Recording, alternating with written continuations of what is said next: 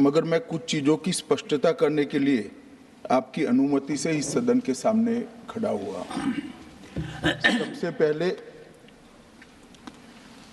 इस घटना में जितने भी लोग हताहत हुए हैं, जो घायल हुए हैं, वो सभी के परिवारजनों के साथ मैं मेरी संवेदना व्यक्त करना चाहता हूं और बड़े दुख के साथ आज मैं उनके प्रति अपार संवेदना के साथ इस सदन में खड़ा हुआ हूं। जैसा मैंने पहले कहा कि सरकार की ओर से जवाब श्री नित्यानंद राय ही देने वाले हैं। जब यहाँ पर 1 घंटे की चर्चा आपने अनुमोदित की, तब मुझे था कि आज का दिन शायद राजनीति से परे रहेगा, इस पर राजनीतिक टीका टिप्पणियां नहीं होगी। खैर, उद्देश्य से या जानकारी के अभाव से कुछ टिप्पणियां भी हुई और कुछ सदन को पूरा देश देखता है, इसलिए देश के सामने कोई गलतफहमी न हो जाए, इसलिए मैं स्पष्टता करने के लिए खड़ा हुआ।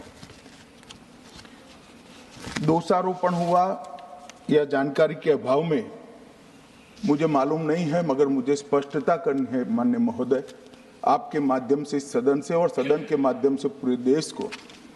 Early warning early warning early warning early warning बोलते ही गए। अंग्रेजी में जितने भी गंभीर प्रकार के शब्द है अपने भाषण में डालकर इसको बताया गया।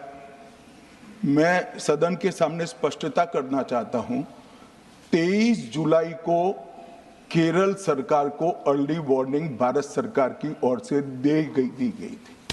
23 जुलाई को, 7 दिन पहले, फिर 24 को गई, फिर 25 को गई, 26 तारीख को मान्यवर ये कहा गया कि 20 सेंटीमीटर से ज्यादा वर्षा होगी, भारी वर्षा होगी, लैंडस्लाइड होने की संभावना है, मड भी रस होकर आ सकता है और लोग इसके अंदर दबकर मर भी सकते हैं।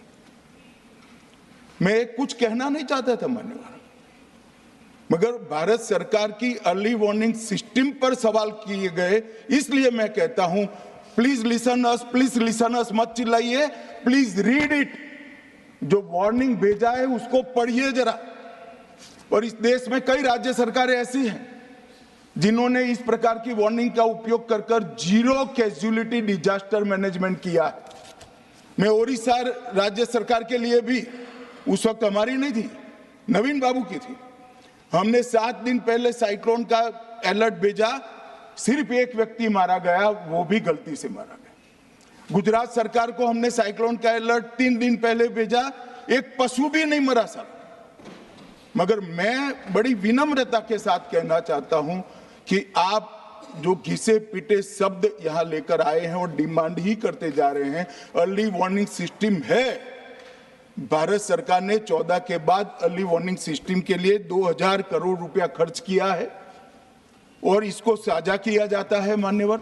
7 दिन पहले हर राज्य को सूचना भेजी जाती है और वो सूचना साइट पर सबके लिए भी उपलब्ध है, मान्य सांसदों के लिए भी उपलब्ध है। मगर कुछ लोगों को है कि यहाँ की साइटें खोलते ही नहीं है, विदेश की ही खोलते हैं। तो अब विदेश में तो इसकी अर्ली वार्निंग सिस्टम आएगी नहीं, हमारी साइट देखनी पड़ेगी मान्यवर। वर्षा, 1 मिनट आप सुनो भाई, मैंने ध्यान से आपको सुना है, सुनिए जरा। नो डोंट प्लीज, इस तरह से नहीं चलेगा, सदन है। I will not allow. The facts and figures and details are being imparted. Please, मान्यवर, Honorable Minister. मैं तो उस उद्देश्य से ही कहता हूं इसको सुनकर सभी राज्य अलर्ट हो, अर्ली में अलर्ट हो जाए। मेरा किसी को ताना लगाने का आशय नहीं है। वर्षा के लिए अर्ली वार्निंग सिस्टम है, हीट वेव के लिए है, तूफान के लिए है, चक्रवात के लिए है, यहां तक बिजली के लिए भी अर्ली वार्निंग सिस्टम है, जो 10 मिनट पहले बिजली अक्षांश रेखांक के साथ कहां गिरेगी वो सीधा कलेक्टर को इन्फॉर्म करती, मगर इसका कोई जिक्र नहीं कर रहा है। मैं तो मानता हूं जानकारी का अभाव होगा, जानकारी का अभाव है तो भी ठीक नहीं है, और राजनीति है मान्यवर तो बहुत दुखद है। मान्यवर, कई सारे राज्यों ने इसका उपयोग भी किया है और परिणाम भी आए हैं। और इस अर्ली वार्निंग सिस्टम के तहत मैं आज सदन को बताना चाहता हूं, 23 तारीख को ही मेरे ही अनुमोदन से 9 एनडीआरएफ की टीमें केरल के लिए रवाना हो गई थी कि वहां लैंडस्लाइड आ सकता है। भारत सरकार ने 9 एनडीआरएफ की टीमें विमान से वहां भेजी। मैं पूछ सकता हूं मान्यवर, इतना मुझे पूछते हैं सारे लोग, केरल सरकार ने क्या किया? अनधिकृत लोग रह रहे थे, नहीं रह रहे थे, मगर वल्नरेबल सिचुएशन तो थी। इनको शिफ्ट किया गया क्या? क्यों नहीं किया गया? कौन रोकता था? और शिफ्ट किया तो मरे कैसे? शिफ्ट पहले नहीं किया गया है, बाद में किया गया है। जितना बोलोगे उतना नुकसान होगा। मैं बोलना नहीं चाहता, परंतु जब आप आरोपात्मक तरीके से बात करते, मैं शांति से यहां बैठकर सुनने ही आया। मान्यवर, मैं आज आपके माध्यम से कहना चाहता हूं कि early warning system Narendra Modi ji 2014 में प्रधानमंत्री बने, 2016 से ये प्रोजेक्ट चालू हुआ और 23 तक दुनिया की सबसे आधुनिक अर्ली वार्निंग सिस्टम कहीं पर है तो भारत में। और इसका 7 दिन पहले इसका अनुमान देने वाले 4 ही देश है, उसमें से एक भारत है। मगर उसको पढ़ना पड़ता है, डिमांड करने से कुछ नहीं होता।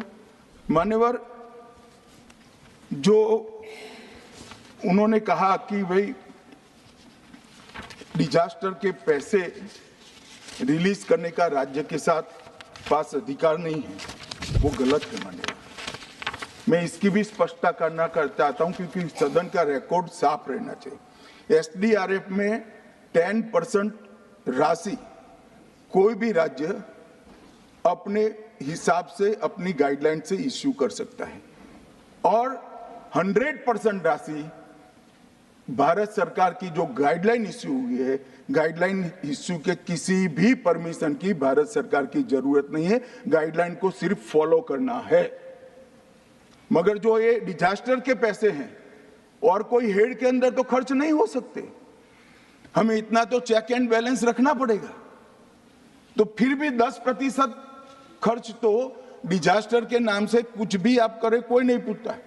90% खर्च आप गाइडलाइन के हिसाब से डिजास्टर के लिए भारत सरकार की कोई परमिशन लेने की जरूरत नहीं।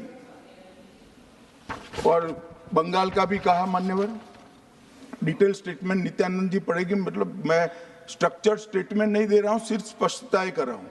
मान्यवर, बंगाल का भी कहा, हमने 6,244 करोड़ रुपया 14 से 24 तक बंगाल के अप्रूव किए हैं और जिस प्रकार से इनके खर्च का हिसाब आता है इस हिसाब से रिलीज होते हैं।